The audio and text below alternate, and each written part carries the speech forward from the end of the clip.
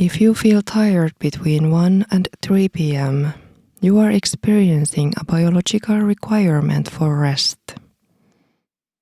Although we might often reach for another coffee, I will explain why rest is a physiological requirement for high-level thinking and why it improves performance more effectively than caffeine.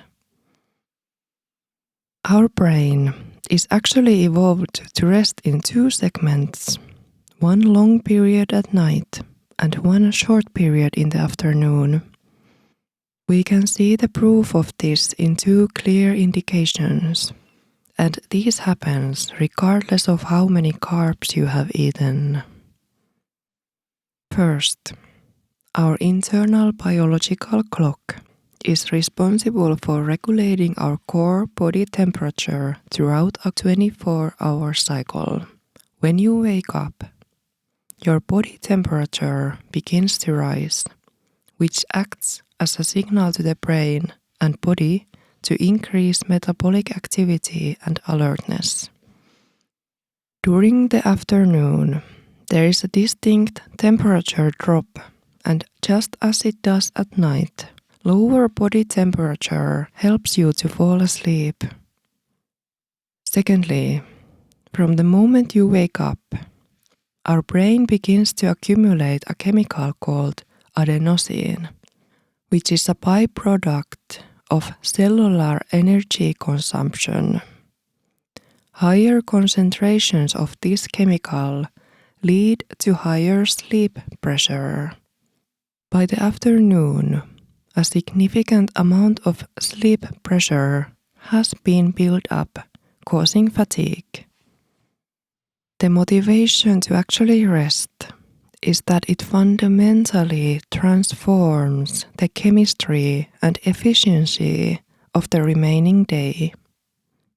When you are tired, your amygdala, which is the brain's fear and emotional center, is more active, which directly reduces our ability to function efficiently, make logical decisions, and be mentally flexible.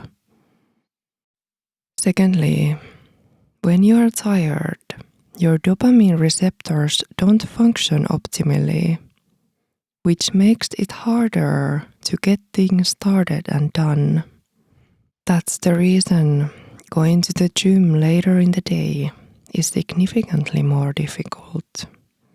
Next, we will look at what happens if we indeed take some rest in the afternoon.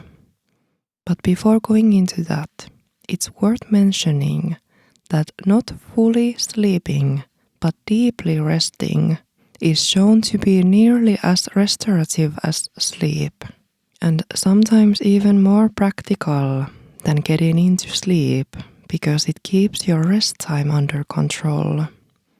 That way you don't accidentally wake up a few hours later feeling even more irritable and groggy than before going to bed.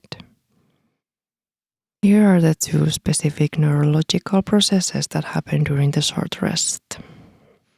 First, it regulates the nervous system.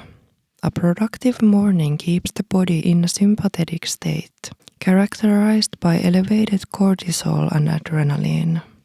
When you lie down, relax, and reduce sensory input, the nervous system shifts into a parasympathetic state.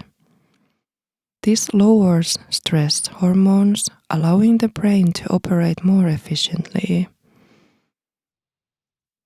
In the practical application section later, I will share how to accelerate the shift between the states of the nervous system and make the most of this short rest. Secondly, rest affects dopamine.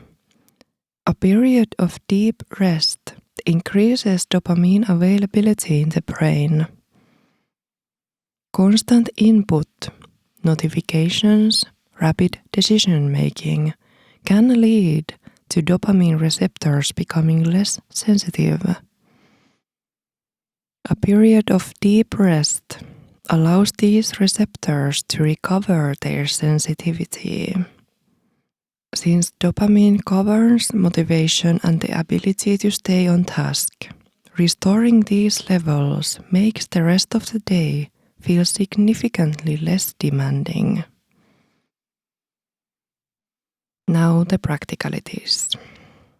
To make the period of rest most effective, first we stimulate the vagus nerve with long exhales and sensory deprivation with darkness or earplugs. With stimulating the vagus nerve, we can shift more easily from a state of stress into relaxation. Secondly, we get into our body and consciously relax the muscles to facilitate the stress reduction. The amount of time resting doesn't matter that much because with this, time slows down.